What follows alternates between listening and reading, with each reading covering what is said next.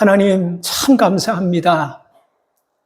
오늘도 광야 같은 이민의 삶을 살면서 하나님께서 때마다 시마다 구름 기둥과 불 기둥으로 우리의 나갈 방향을 제시해 주셨는데도 불구하고 세상에 나가서 하나님 우리가 잃어버리고 방황하면서 길을 놓쳐버리고 산 한 주간의 삶을 고백합니다.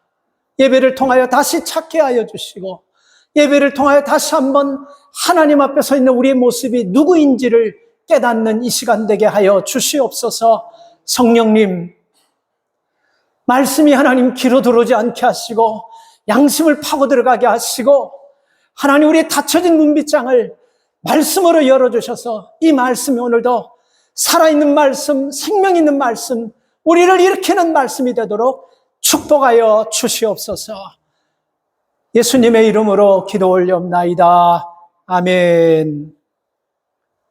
영어 성경의 서벤트라는 단어는 일꾼이라는 단어입니다.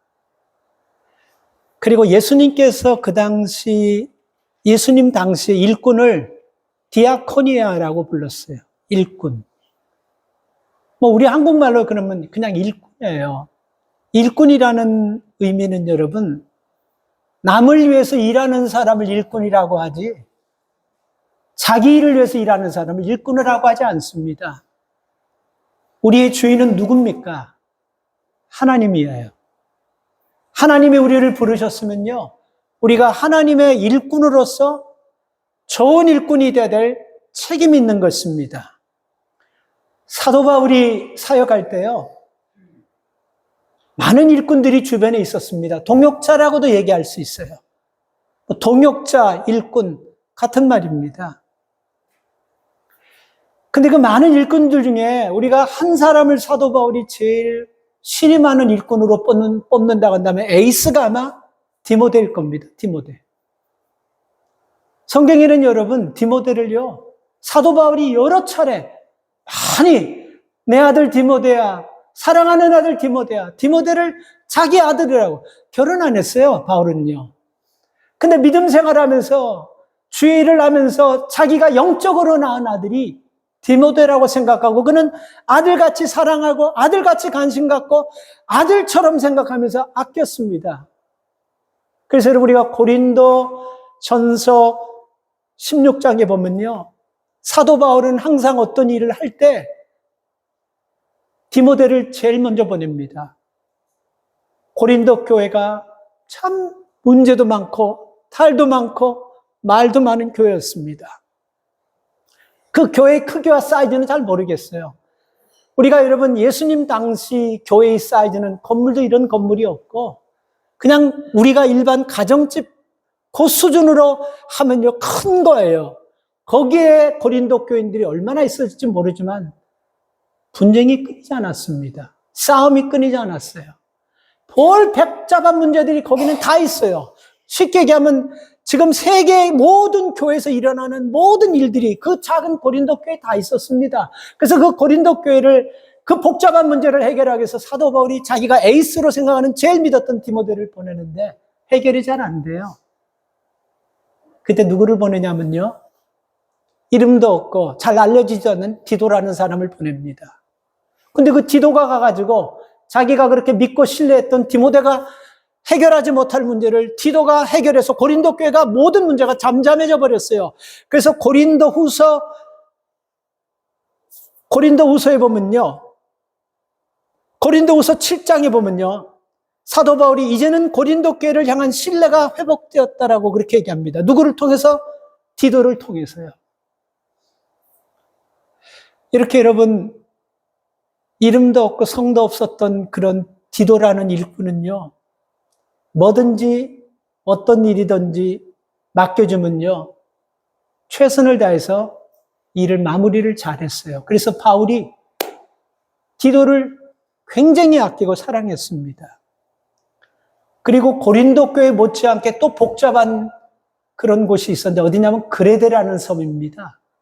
디도서에 보면 그레데에서 있었던 사건이 나오는데 이 그레데라는 섬도 고린도 교회 못지않게 항구 지방이 있다 보니까 사람들이 거칠고 그 사람들이 얼마나 형편없는 사람이냐면요, 디도서 1장 12절에서 그곳 사람들은 질이 안 좋아서 항상 거짓말장이고 악한 짐승처럼 자기 배만 채우고 게으름뱅이라는 소리를 들었던 사람들이 그레데에 있는 사람들이에요. 그런데 그 그레데에 디도서 1장 5절에 보면요, 바울은 또 디도를 보내가지고 거기 떨어뜨리고 나서 장로를 세우고 그리고 그 교회의 복잡한 문제를 해결하라고 그렇게 보냅니다. 다시 말하면 이렇게 디도라는 일꾼은요, 드러나지 않고 뭐든 맡기면 잘했던 사람이에요. 여러분, 우리가 하나님의 일꾼입니다. 사람의 일꾼이 돼서는 안 돼요. 물질의 일꾼이 돼서도 안 되고 힘 때문에 일꾼이 돼서도 안 됩니다. 우리는 하나님의 일꾼이에요. 여러분들은 예수 믿고 하나님의 종들로 여러분 우리가 사는 거예요. 그래서 우리는 하나님의 종이 되었기 때문에 우리에게 명제가 붙어야 되는데 무슨 명제가 붙어야 되냐면 좋은 종이 되어야 된다는 것. 우리가 이것을 항상 마음에 새기면서 살아야 된다는 것입니다. 여러분, 우리가 비즈니스 하는 분들이요, 참 중요하게 여기는 것이 뭐냐면 자기 가게에서 일하는 믿을 만한 일꾼, 그런 사람들이 참 있으면 제가 볼 때는 비즈니스 하는 분들에게는 최고의 복 중에 하나라고 생각합니다. 보편적으로 보면 비즈니스 하는 분들이요, 종업원들은 휴가 내서 휴가 가지만 비즈니스 하는 분들은 휴가도 못 가요. 맡고 털커니 맡을 사람이 없기 때문에, 믿을 만한 사람이 없기 때문에 그런 거예요. 근데 여러분, 턱 맡겨놓고 이틀이고 3일씩이고 휴가 가는 거는 이건 정말 하나님 앞에 받은 복 중에 복인 줄 믿으십시오. 교회에서도 여러분, 디도 같은 일꾼이 권사님들이 못하고 집사님들이 못하고 장로님들이 못하고 심지어는 목회자도 못하는 문제를 평신도처럼 이름도 없는 디도 같은 사람이 오른손이 하는 일을 왼손이 모르게 덜커덩 해놓고 드러내지 않는 그런 디도 같은 일꾼이 우리 시대에 필요합니다. 정치하는 사람들도 여러분, 이름 내놓고 자기 명예 얻으려고 하는 사람들은 그런 사람들 펴주면 안 돼요. 그래서 한국에 보니까요, 국회의원 투표를 할 때 시골 할아버지들이 뭐라고 하면서 국회의원을 오늘도 도둑놈 하나 뽑으러 간다, 이렇게 얘기한대요. 처음에 그 얘기를 듣고 참 만감이 교차. 도둑놈 하나 뽑고 와야 되겠더라고. 그렇게 국회의원들 뽑는데 그렇게 얘기하는 거예요. 나라도 여러분 조금 실력이 딸리더라도 좋은 일꾼이 정말 쓴소리도 할 수 있고 지도자한테 목숨 내놓고 자기 자리 떨어뜨릴 걸 생각하고 조언하고 직언할 수 있는 그런 사람들이 진짜 일꾼 아니겠습니까? 그래서 여러분, 우리는 일꾼이라는 조건은요, 학벌이 좋아서 좋은 일꾼 되는 것도 아니고 재력이 있어서도 좋은 일꾼 되는 것도 아니고 무슨 탁월함이 있어 해서 좋은 일꾼이 되는 것이 아니에요. 마음의 태도가 좋은 일꾼의 조건이라는 것입니다. 우리는 오늘 이 본문을 보면서 좋은 일꾼이 어떤 사람이 그리스도 안에서 좋은 일꾼일까 하고 이 본문을 통해서 살펴보는데요. 첫째, 여러분, 우리가 1절 말씀을 보면요, 사람이 마땅히 우리를 그리스도의 일꾼이요 라고 말하고 있습니다. 이 말을 얘기하면요, 여러분이 그리스도의 일꾼이라면 마땅히 해야 될 일이 있다라는 거예요. 그리고 우리가 그리스도인이라고 하면요, 믿지 않는 사람이 우리를 마땅히 그리스도인으로서 어떤 행하는 행실들이 있을 것이라고 그렇게 생각한다는 것입니다. 다시 말하면 요즘식으로 해석해서 한다면요, 믿는 사람이라고 해놓고 그냥 교회 이름이나 걸고 왔다 갔다 하는 그런 사람이 아니고 마땅히 나를 인도하신 교회에서, 나를 인도하신 직장에서 그리스도인으로서 험잡히지 않고 좋은 일꾼으로 최선을 다하는 이런 일들은요, 예수 믿으면 불신자들이 마땅하다고 생각하지 플러스로 엑스트라 점수를 주는 게 아니라는 거예요. 아, 저 사람들 대단하구나. 아, 저 사람들 참 놀랍구나. 참 특별하구나. 이렇지 않고 마땅하게 생각한다는 거예요. 왜? 그리스도의 일꾼들이기 때문에. 이해가 가죠? 그러니까 나는 그리스도의 일꾼이기 때문에 내가 어떤 일을 해놓고 칭찬받고 존중받고 높임받으려는 생각을 허들락 마세요. 마땅하게 해야 될 일들을 우리는 하는 것입니다. 그리고 그 칭찬과 존귀와 상급은 오늘 5절 말씀에 보면요, 마지막 절에 보면 그때라는 단어가 나옵니다. 그때라는 단어는 예수님께서 재림할 때 내가 이 땅을 살다가 언젠가는 반드시 이 땅을 떠나는 그때에 우리는 주님 앞에 서서 상급을 받게 될 거라는 것입니다. 믿으시면 아멘 하십시오. 마땅하게 해야 될 일을 가지고 이 땅에 별거 아닌 사람들에게 칭찬 듣고 입에 발린 몇 마디 말에 우쭐하는 여러분, 그런 사람은 좋은 일꾼이 될 수가 없어요. 그래서 우리는 좋은 일꾼이 되십시오 하면요, 장사가 좀 안정되면 좋은 일꾼 되겠습니다 라고 얘기하고 생각하는 분들이 있어요. 그러나 여러분, 그거 잘못된 생각이에요. 우리가 좋은 일꾼이 되어 마땅히 해야 될 일을 할 때 하나님이 우리 사업장을, 지경을 넓혀주신 줄 믿으십시오. 가정이 좀 편안하면 좋은 일꾼 되겠습니다. 교회에서 열심히 하게, 아니에요. 마땅히 그리스도인으로서 해야 될 일을 할 때요, 하나님이 우리 가정의 모든 문제를 해결하시고 가정을 평강으로 인도하실 줄 믿습니다. 여유가 있으면 좋은 일꾼 되겠습니다. 아니에요. 여러분, 우리가 마땅히 내가 해야 될 일을 할 때 하나님께서 환경과 내 상황과 모든 여건을 초월해가지고 우리를 편안하게 안전하게 인도하시는 겁니다. 그래서 여러분, 우리가 무슨 일이든지 마땅히 해야 된다고 생각하면요, 좀 힘들어도 어렵다고 하지 마시고 기쁘게 하시기를 축복합니다. 자식을 키우는 거 쉽지 않아요. 그래서 우리 최은미 집사님 보면 딸내미 셋들을 그렇게 잘 키운 거 보면 쉽지 않은데 혼자서 참 얼마나 그렇게 믿음으로 살려고 이렇게 아이들을 키웠으면 저렇게 잘 켰을까 하는 생각입니다. 여러분, 이게 그러나 쉽지는 않은 것입니다. 근데 왜 여러분 우리가 어려워도 일을 합니까? 내가 내배로 난 자식이기 때문에, 마땅히 해야 될 일이기 때문에 하는 거 아니겠어요? 힘들지요. 힘들지만 여러분, 내가 해야 될 일이기 때문에 마땅히 하는 것입니다. 우리 믿음의 사람들이 이런 마음을 가져야 돼요. 세상에 여러분, 내가 하고 싶은 것만 하고 쉬운 일만 찾아하는 사람들, 성공했다는 사람들 들어봤어요?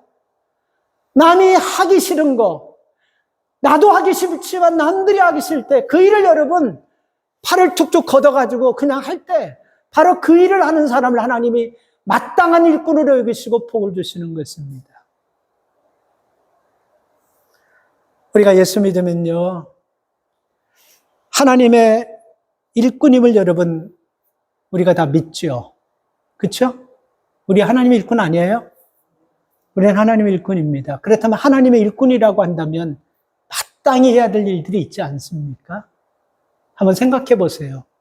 그 마땅히 행할 일을 여러분 한번 뽑아보니까 제 머리로만 한 60개가 넘어요. 근데 여기서 이거 다 할 수는 없잖아요. 마땅히 해야 될 일이 뭘까요, 여러분? 신앙생활을 20년 동안 한 권사님이 한 사람도 전도하지 못해가지고 목사님이 전도에 대한 설교만 하면 시험 들고 고개 숙이고 장탄식을 하면서 땅이 꺼지도록 한숨을 쉬어요. 본인도 아는 거예요. 하나님 앞에 구원받았는데 내가 다른 사람을 전도하면서 좀 구원시켜야 되는데 마땅히 해야 될 일을 하지 못하니까 항상 얼굴에 기쁨이 없고 항상 얼굴이 근심이 가득 차고 고민이 가득 찬 겁니다. 그래서 목사님이 권사님을 부르셔서 이렇게, 권사님, 지금 전도하지 마세요. 나중에 하세요. 마땅히 행할 일이라는 것은 권사님, 억지로 하는 것이 아니고 내가 믿음 안에서 자연스럽게 나올 때 마땅히 하는 것입니다. 고민하고 근심하면서 지금 우리가 기쁨을 느끼지 못하고 우리 신앙생활을 망친다고 한다면 오히려 그것은 더 나쁜 것입니다. 우리가 봉사도 그렇고 해야 되는데 못하는 분들은, 마땅히 해야 되는데 못하는 분들은 근심할 수밖에 없어요. 11조 생활도 마땅히 해야 되는 건데 못하는 분들은 근심할 수밖에 없어요. 근데 여러분, 근심하지 마세요. 근심하지 마시고 내게 여러분 믿음이 있고 결단할 수 있는 신앙이 있다고 한다면 하나님께서 마땅히 해야 될 그 일에 하나님이 책임지시나 믿음 가지시면 결심하고 하시면 됩니다. 그러나 이게 고민이 되고 근심이 되고 그렇다면 여러분 하지 않는 게 좋아요. 혹 여러분 이 얘기를 듣고 마땅히 해야 되는 일을 안 하면서 목사님이 안 해도 되는구나 하고 마음을 편안하게 생각하는 사람은 없을 것입니다. 고민하지 말라는 거예요. 근심하지 말라는 거예요. 지금 하지도 못하면서 맨날 근심하고 고민하면서 땅이 푹푹 꺼지더라도 한숨 쉬는 것은 지금 우리가 은혜의 삶, 기쁨의 삶 이걸 놓쳐버리기 때문에 오히려 그게 더 못한 일이 된다는 것입니다. 기쁨을 충만히 얻으시기 바랍니다. 하나님의 강력한 은혜를 얻으시기 바랍니다. 물권, 영권, 인권 모든 것들이 하나님의 손에 있음을 믿으시고 여러분 우리에게 마땅히 해야 될 것이 하나님께서 주셨다고 한다면요. 그 일을 행할 수 있기를 축복합니다. 두 번째 여러분 그리스도의 일꾼은요. 1절 말씀을 보면 하나님의 비밀을 맡은 자로 여길지어다. 하나님의 비밀을 맡은 자가 그리스도의 좋은 일꾼이에요. 하나님의 일꾼하면 여러분 우리가 뭐를 생각할 수 있어요? 뭐가 하나님의 일꾼이고 하나님의 일꾼이라기보다도 우리가 하나님의 비밀, 그리스도의 비밀이 뭐가 가장 중요한 비밀이겠습니까? 저는 이 비밀이요. 우리가 신앙생활하면서 그리스도의 가장 중요한 비밀은 이 십자가 안에 있는 비밀이라고 생각합니다. 그냥 우리가 여러분 십자가에 대한 비밀을 깨닫지 못하면요. 그냥 짝대기에다가 플러스로 만들어 놓은 하나의 나무처럼 여러분 보일 때가 있어요. 그런데 여러분 이 십자가의 비밀을 깨닫고 내 허물과 죄 사함을 받았다라고 생각하는 그리스도의 종은요.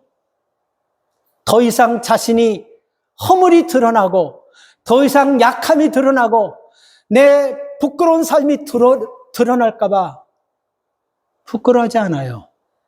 십자가의 비밀을 깨달은 사람은요. 그래서 여러분 영적 싸움도 두려워하지 않는다는 것입니다. 그러나 건강하지 않으면요. 십자가의 비밀을 깨닫지 못하면요. 우리가 이 영적인 삶을 싸울 힘이 없는 거예요.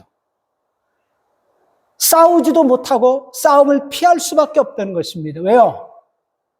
믿음 생활 아무리 해도 그 영적인 싸움을 싸우면 내 믿음 없는 모습, 깡통 같은 모습이 드러날까 봐 피하는 거예요.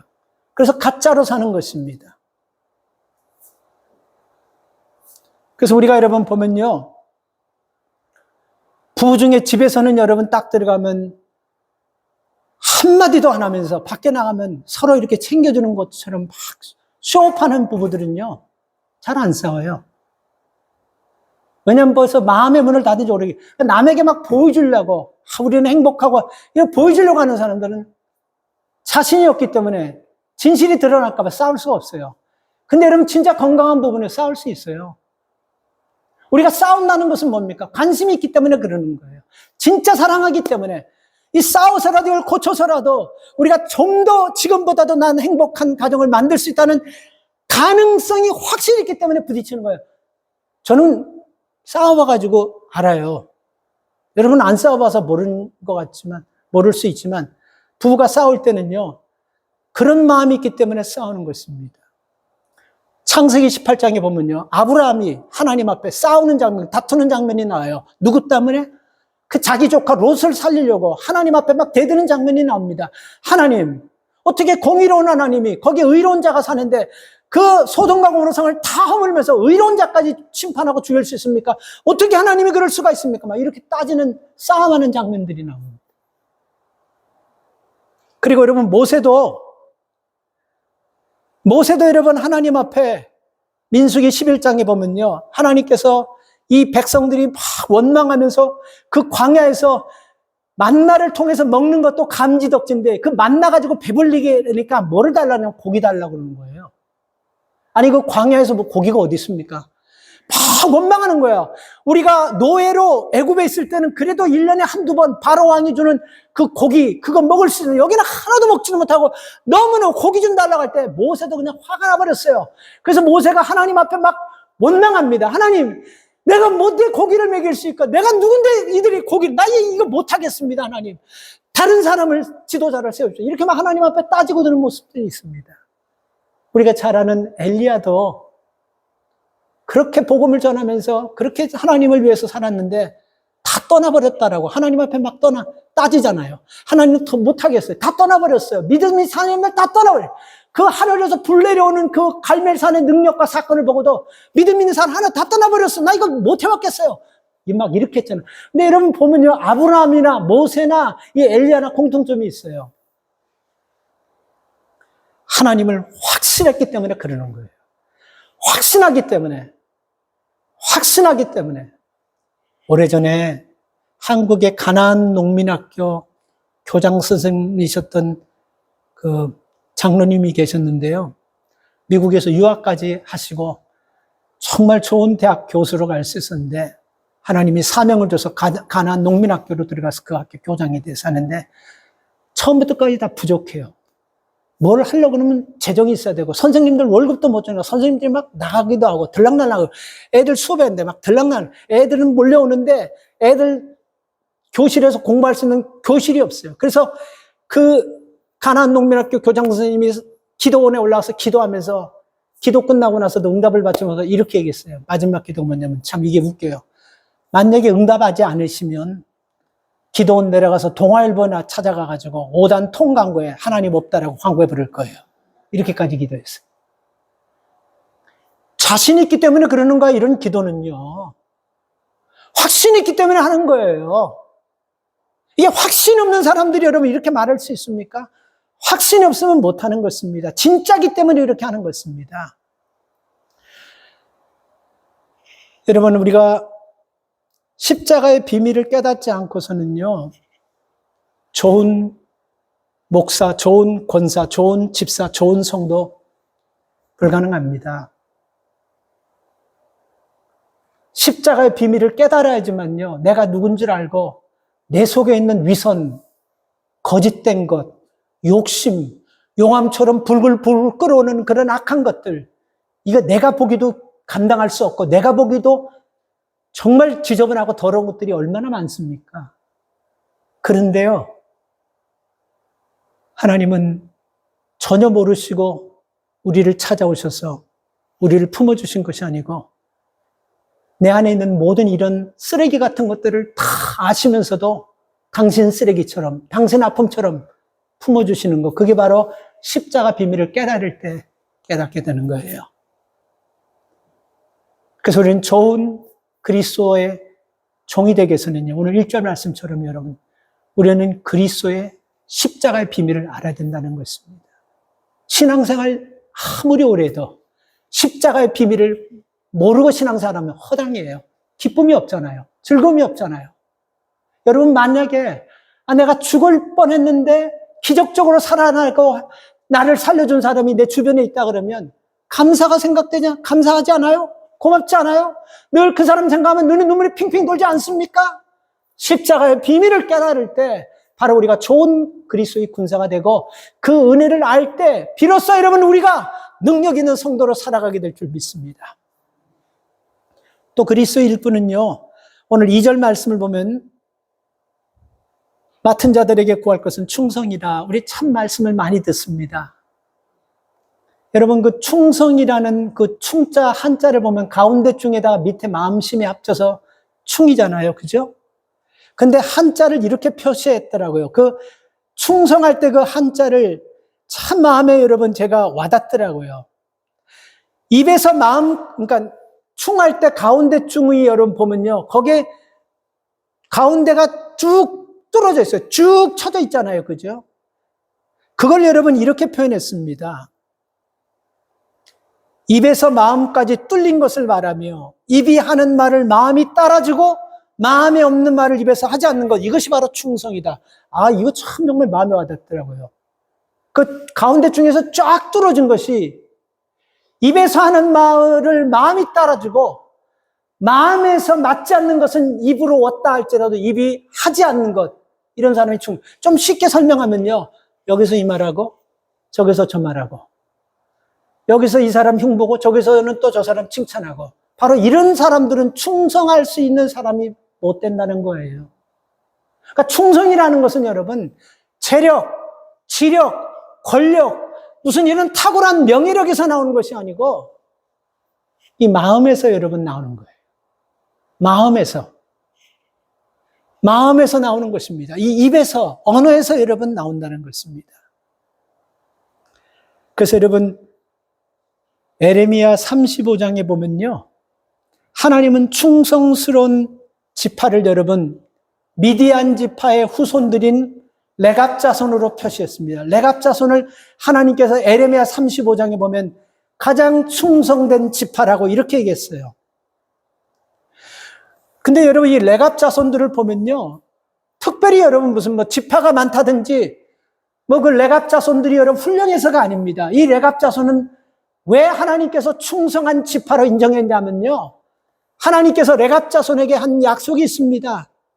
너희는 이스라엘에 들어가면 집 짓고 따뜻한 구들방에서 살지 말고 이스라엘 백성이 해방돼서 가나안에 들어간다 할지라도 너희는 장막 지어서 살고 목축업하면서 살고 입에 독주와 악한 것 대지 말라. 이렇게 조상들에게 하나님이 약속했걸랑요. 근데 그 조상들이 몇백 년을 몇천 년을 지나도 그 약속을 지키는 겁니다. 하나님이 그것을 보고 레갑 자손을 충성되게 한 거예요. 그래서 여러분, 레갑 자손이라는 것은 무슨 재력이 많아서 지력이 많아가지고 무슨 권력이 있기 때문에 하나님이 충성된 일꾼을 세운 것이 아니고 다름을 보시고 레갑 자손이 충성되다고 얘기했습니다. 이 다름이라는 것은 뭐냐면 좀 해석이 필요해요. 여러분, 우리가 어려운 가운데서 가난한 가운데서 살던 사람은요, 조그만 집에 가더라도 고마운 마음, 감사하는 마음, 그냥 하늘에서 비 떨어지는 것만 막아도 천막에서 살던 사람들은 그게 감지덕지하고 고마워서 항상 감격해요. 근데 넓은 집, 좋은 집에서 살던 사람들은요, 그 집보다 조금만 집만 가면 불편해요. 참 불편해요. 그걸 못 참는 거예요. 이 말은 여러분 뭐냐면요, 이 레갑 자손들은 여러분, 이 편리한 환경, 편안한 환경을 여러분 떠날 수 있는 믿음이 있었다는 거예요. 다시 말하면 안주할 수 있는 그런 좋은 자리를 여러분 떠나서, 남들은 구들장에서 따뜻한 집에서 먹고 잘 때 그들은 하나님의 약속을 믿고 조상들의 약속을 믿고 장막 치고 거기서 살았다라는 것입니다. 하나님의 약속을 지키면서요. 그렇기 때문에 여러분, 이 레갑 자손은 여러분 하나님 앞에 특별한 민족이고 특별하기 하기 때문에 충성됐다고 하나님이 인정하는 것이 아니고 세상과 다르게 살았기 때문에 그들은 하나님께서 충성한 백성들이라고 본 거예요. 여러분, 이건 굉장히 중요한 것입니다. 아까 잠깐 말씀드렸지만 소돔과 고모라 성에 의인이라고 하는 롯이 있잖아요. 근데 그 롯은요, 사실 아브라함이 분명히 얘기했습니다. 아니, 아브라함 전에 천사가 가서 얘기했어요. 그리고 분명히 여러분, 아브라함도 가서 여러 번 얘기했습니다. 근데 여러분, 소돔과 고모라 성에서 의인이라고 불름받았던 롯조차도 얼마나 머뭇머뭇한지 아세요? 그래서 너무 머뭇머뭇하니까 심판의 기간이 다 왔는데도 불구하고 직접 듣고 직접 보고 직접 깨달았던 사람도 머뭇머뭇하니까 천사가 확 끌고 나와버렸어요. 이 정도 편안한 환경에서 나온다는 것은 쉽지 않다는 거예요. 오직했으면 롯의 아내는 그 편안한 환경에서 나오기는 겨우 했지만 그 뒤를 돌아보다가 소금기둥이 됐겠습니까?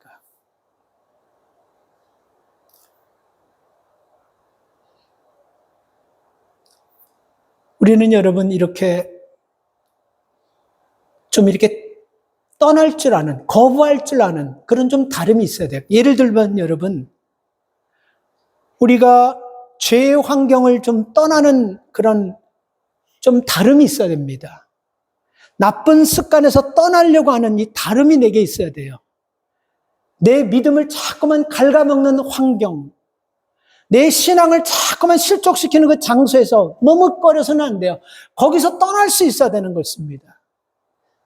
그래서 여러분, 이 레갑 자손들은요, 특별한 것이 없음에도 불구하고 자기들이 불편한 삶, 그것을 지키기 위해서 편안한 삶, 사람들이 좋아하는 삶을 거부한 것, 이것 보시고 하나님께서 레갑을 축복하셨는데 어떻게 축복하셨냐면요, 바벨론에서 이스라엘 백성이 다 천멸당하고 다 포로로 잡혀가고 다 흩어져 버립니다. 근데 레갑 자손은 하나님이 지켜주십니다. 충성스럽기 때문에. 이스라엘 백성들이 다 포로로 잡혀가고 다 비참해지고 다 가정이 깨지고 고통받는 가운데서도 레갑 자손은 하나님이 지키셨다라는 겁니다. 그래서 하나님이 충성하는 하나님의 백성을 지파는요, 하나님 반드시 지킨다라고 말씀을 통해서 우리에게 주시는 것입니다. 여러분, 랭캐스터 가면 처음에는 여러분 그 랭캐스터에 가면 무슨 큰 연극 같은 거 보면서 이렇게 가지만 랭캐스터에 가면서 참 느끼는 게 뭐냐면요, 랭캐스터에 가면 유럽에서도 오고 서부에서도 오고 미국 전역에서 수많은 사람들이 와요. 근데 대부분 보면 관광버스에 노인들, 나이 드신 분, 젊은 사람 무척 많이 옵니다. 그리고 그 랭캐스터에 볼 게 뭐가 있습니까? 그 랭캐스터에 선한 게 뭐가 있어요? 거기 그거 여러분 우리가 그 연극 아니면요, 아무 랭캐스터는 거 볼 거. 사방천지가 사방팔방 다 보면 뭐예요? 밭이잖아, 밭. 뭐 볼 게 있습니까? 그런데 현대인들이 지치고 이 사회 속에서 치임받은 사람들이요, 랭캐스터에 와서 굉장히 힐링을 많이 받고 돌아간다고 합니다. 나도 그거 놀랐어요. 유럽에서. 그리고 미국 전역에서 랭캐스터에 찾아오는 거예요. 근데 여러분, 그 랭캐스터에 무슨 탁월한 게 있어요? 그냥 여러분 그 사람들 입었던 옷 똑같은 거 입고 그 냄새 풀풀 나는 땀 냄새 나는 그 작업복, 거기 뭐 선한 게 있겠습니까? 근데 사람들이 거기 가서 힐링 받는 이유는 뭐예요? 그 사람들은 다르게 살아요. 지금도 전기 안 쓰고 마차 타고 다니고, 지금도 여러분 세상 교육 받아들이지 않고 자기들이 만든 학교에서 자기들 지읍식으로 교육하고 그렇게 다르게 삽니다. 뭐 거기 선한 게, 그러니까 이 다른 게 여러분 굉장한 힘이 되는 거예요. 하나님께서 레갑 족속을 축복한 것은요, 남들은 다 따뜻한 구들장에서 먹고 싶은 거 먹으면서 신앙생활하지만 장막 쳐놓고 몇 대가 여러분 하나님 앞에 한 약속을 지키는 것을 보시고 최종 결정적으로 바벨론이 이스라엘 백성이 다 파괴해버릴 때 레갑 자손은 지켰다라는 거, 이거는 굉장히 깊은 의미가 있는 것입니다. 그래서 랭캐스터에 있는 젊은 사람들에게요, 제일 존경하는 사람이 누굽니까? 라고 물어보면 아버지라고 그래요. 그 다음에 존경하는 사람이 누굽니까? 물어보면 할아버지라고 합니다. 뭘 얘기하는 것입니까, 여러분? 그 부모님들이 살면서 몸으로 보여줬기 때문에 그 자식들이 그걸 보면서 그 부모를 존경하는 것입니다. 보통 여러분 목사님 가정을, 목사들의 가정을 여러분 선교지라고 하는 분들도 많아요. 그리고 의사가 있는 가정을요, 무의촌? 예, 무의촌이라고 하는. 목회장을 왜 선교지고 왜 의사가 있는 가정을 의사가 없는 무의촌이라고 얘기하냐면요, 거기서 삶의 본을 못 보이기 때문에 그런 것입니다. 우리 장모님도 아들이 의사면 뭐해? 맨날 이런 얘기 하세요. 삶으로 가르치는 것만이 남고 자녀 양육은 입으로 하는 것이 아니고 삶에서 전달되는 것. 진실되게 삶, 정직하게 삶, 이 삶에서 존경이 나오는 것입니다. 그래서 여러분, 우리가 믿음 안에서 충성스러운 종은요, 우리가 하나님의 약속의 말씀 믿고 본을 보이면서 여러분 우리가 살 때 그게 여러분 믿음의 좋은 종이 된다는 것입니다. 마지막으로 그리스도의 일꾼은요, 판단받지도 않아야 되지만 판단하지도 않아야 됩니다. 자, 여러분, 우리가 판단받고 판단하는 것은 성경적으로 여러분 악이라는 것을 우리가 누구나가 다 잘 압니다. 그래서 우리가 살아가면서 예수 믿는 사람들이 판단받지 않는 사람이 되는 거 굉장히 중요해요. 그럼에도 불구하고 습관적으로 남을 판단하는 사람들이 있걸랑요. 아주 습관적으로. 그래서 그 사람들이 습관적으로 우리를 판단할 때 그 판단하는 그것을 보고 여러분 무슨 굉장히 자존심 상하고 뭐 대단한 일같이 엄청난 일같이 생각해버리지 말라는 거예요. 3절 말씀을 보세요.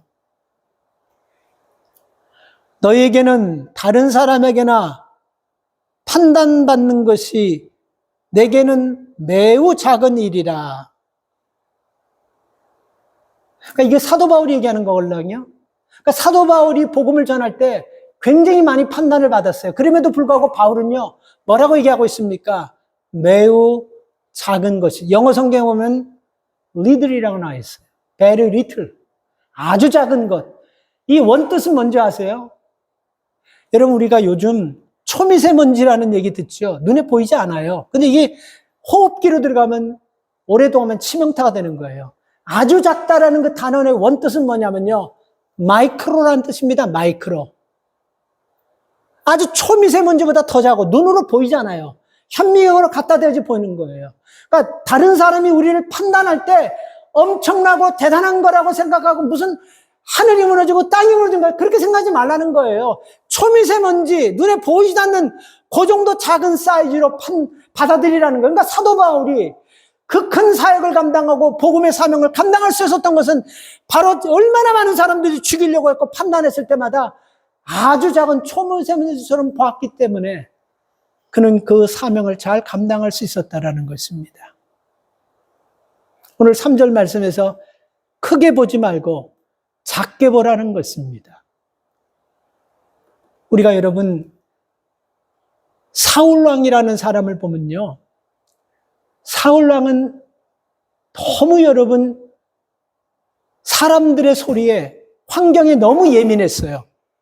그래서 별것 아닌 거를 여러분 아주 작게 보면 되는데 아주 크게 봐가지고 하나님 앞에 버림받은 왕이 돼버린 거예요. 여러분, 전쟁에서 나라를 구한 다윗을 따르는 사람은 만만이고 사울을 따르는 사람은 천천히. 이거 아줌마들이 몇 사람이 부른 노래잖아요. 그죠? 근데 그 노래 가사 그 한 소절에 그냥 작은 미세먼지처럼 봐버리고 넘기면 되는 건데 거기에 크게 생각하는 거예요. 아, 이제 나는 끝났구나. 아, 이제 나는 이제 다윗이 이 땅의 왕이 되고 내 인기는 다 사라져. 난 이제 죽겠구나. 나는 이제 아무것도 안 해. 지 멋대로 이렇게 혼자 막 생각하는 거예요. 아무도 그렇게 하지 않았걸랑요? 아주 여러분 사울이 왕을 잘 감당하고 나서 자기가 이제 죽을 때 되면 다윗이 후계자로 주면 되는 거예요. 근데 여러분 너무 예민하게 생각해가지고 그는 하나님 앞에 버림받는 사람이 되어버리는 것입니다. 의사들이요, 건강한 사람들을 기준으로 나눌 때는 우리는 뭐 이것저것 볼 수 있지만 의사들이 건강한 기준으로 나눌 때는 혈관이 건강한 사람이 건강하다는 거예요. 혈관, 피혈관이. 이게 우리가 몸이 좀 아파도 혈관이 잘 뚜루되고 흘러가면요, 어지간한 병은 백혈과 적혈과가 싸워서 혈관 다 이겨버린다는 거예요. 의사들이 보는 것은 혈관이 건강한 사람들이 건강하다는 거예요. 진짜 여러분. 그래서 빼빼 말라도 여러분 혈관이 건강해서 피가 막 돌아가는 사람들 건강한 거예요. 근데 여러분 이 건강한 사람들을 보면 의사들이 얘기합니다. 둔감한 사람이 굉장히 건강하대요. 예민하지 않는 사람들이 건강하다는. 예민한 사람들을 보면요, 혈관이 건강치 않다라고 얘기합니다. 의사들이 하는 얘기예요. 병원에 가서 여러분 의사가 딱 검진하고 나서 아, 이 종양이 이쁘지 않네요. 이 말이 무슨 뜻입니까? 암이에요. 이 뜻이잖아요. 암도 여러분 혈관이 탄탄하고 건강한 사람은 암이 안 붙는다고 합니다. 근데 너무 예민하고 그런 사람들은 암이 잘 붙는다는 거예요. 여러분 우리가 하나님 앞에 여러분 예민해야 되는데 세상에 너무 예민하니까 우리가 하나님의 종으로 하나님 앞에 하나님을 기쁘게 하는 사람으로 우리가 쓰임받지 못한다는 것입니다. 우리는 하나님의 종입니다. 우리가 세상에 대해서는 좀 둔감해야 돼요. 레갑지파처럼 세상에 대해서는 좀 둔감해야 돼요. 사울왕처럼 그 노래 한마디에 여러분 너무 크게 생각해가지고 왕의 자리까지 버림받고 가족, 일가족이 다 죽어버리지 않습니까? 너무 예민했기 때문에 그래요. 우리가 여러분 세상엔 예민하고 하나님께는 세상에는 둔감하고 하나님께는 여러분 좀 예민해야 되는데 우리는 까꿀로 살기 때문에 좋은 종이 되지 못하는 것입니다. 그리스도의 일꾼으로 여러분 우리가 정말 조심해야 될 것은 다른 사람이 우리를 판단하는 것 그걸 여러분 너무 크게 생각하지 마시기 바랍니다. 그냥 작은 걸로 별것 아닌 걸로 초미세먼지로 넘겨버리시기 바랍니다. 근데 여러분 이거보다 더 무서운 거는 뭐냐면 남이 우리를 판단하는 것에 초미세먼지처럼 넘겨버리는 것도 여러분 우리가 해야 될 일이지만요. 우리 안에는 남을 판단하려는 본성들이 있다라는 것. 이게 더 힘든 거예요. 이 신앙의 원리는 여러분 판단이 아니라 은혜며 관용이며 이해며 정의로운 것입니다. 품는 거예요. 하나님은 여러분 우리에게 판단을 하라고 말씀하지 않았습니다. 아모스서 5장 24절에 보면요. 하나님 우리에게 판단하기보다 공법을 물같이 정의를 하수같이 흘려보내라 이렇게 말씀하고 있어요. 정의. 이 정의가 여러분 믿음의 사람들이 흘려보낼 것이지 판단하는 마음을 흘려보내서는 안 됩니다. 근데 여러분 이 정의가 깨질 때가 있어요. 정의가 언제 깨지냐면요. 한쪽 말만 듣고 왜곡된 판단을 하고 구분 판단을 할 때 정의는 깨지는 거예요. 또 하나 언제 정의가 깨지냐면요. 외모로 판단할 때 정의가 깨집니다. 외모로 판단할 때. 사람이 여러분 생긴 것 가지고 얘기하면 안 되지만 딱 보면 첫인상이 무섭고 사기꾼같이 생긴 사람들이 글쎄요. 험상궂은 사람, 범죄형이 있다고 하더라고요. 근데 사람이 그 사람이 다 그 사람이지 그렇게 하면 안 되거든요. 근데 사람들이 그렇게 얘기하잖아요. 범죄형 같은 사람, 험상궂은 사람. 그렇게 이런 사람을 여러분 외모 보고 쉽게 판단하고 그런 사람은 여러분 반드시 실족된다는 것입니다. 그리고 여러분 우리가 외모가 험상궂고 나쁜 사람같이 생기면 지레 우리가 짐작하고 경계하면서 그런 사람들이 잘 넘어가지 않잖아요. 그죠? 근데 문제가 생기고 곱상하게 선하게 착하게 생겨서 사기치는데 환장하는 거예요. 이런 사람들한테 넘어가는 거예요. 그러니까 여러분 이 말씀은 뭐냐면요. 우리가 여러분 사람을 우리 눈은 정확하지 않기 때문에 우리가 판단해서 안 된다는 거예요. 믿음을 가지고 사는 사람은 절대로 외모 보고 판단해서는 안 된다는 것입니다. 판단해서도 안 되고 판단받아서도 안 되는 것입니다. 오늘 여러분 우리는 이 본문을 통해서 어떤 사람들이 좋은 그리스도인의 일꾼이고 종인지를 여러분 이제 말씀을 통해서 깨달았습니다. 우리가 이 일을 하다 보면 오해도 받고 힘든 일도 만나는 거 당연해요. 그런데 아까 서론본에서 결론부터 말씀하고 넘어갔죠. 5절 말씀을 보면 그때라는 그날이 온다는 걸 꼭 기억하십시오. 그때에 주님이 오실 날 그리고 우리가 이 땅을 마지막 떠나는 그때에 우리가 그리스도의 좋은 종으로 살았다고 한다면요. 그때에 하나님이 칭찬하시고 인정하시고 우리 후손들에게 그것을 통해서 레갓 지파처럼 이스라엘 백성들이 바벨론에 다 포로가 돼가지고 고통받을 때 그 백성을 지켰듯이 우리도 후손들이 하나님 앞에 지킴받는 그런 복이 있기를 주님의 이름으로 축원합니다. 하나님 감사합니다. 우리는 그리스도의 일꾼입니다. 어떻게 하면 좋은 일꾼이 되게 되는지 오늘 우리가 말씀을 통해서 깨달았습니다. 하나님, 당연한 것입니다. 하나님, 특별한 것이 아닙니다. 우리는 그리스도의 종들이기 때문에 당연하게 하나님 이웃들에게 칭찬드려야 되는 것입니다. 우리는 그리스도의 종들이기 때문에 남을 판단하지 않아야 되는 것입니다. 우리는 그리스도의 종들이기 때문에 하나님의 일에 충성해야 되는 것입니다. 아버지 하나님, 이 일을 끝까지 포기하지 않고 감당할 때 주님 오시는 그 마지막 때에 하나님이 갚아주시고 하나님이 복을 주실 것을 믿습니다. 주님 앞에 가는 그날까지 좋은 일꾼으로 살다가 하나님 앞에서는 모든 종들이 되도록 축복하여 주시옵소서. 예수님의 이름으로 기도 올리옵나이다. 아멘.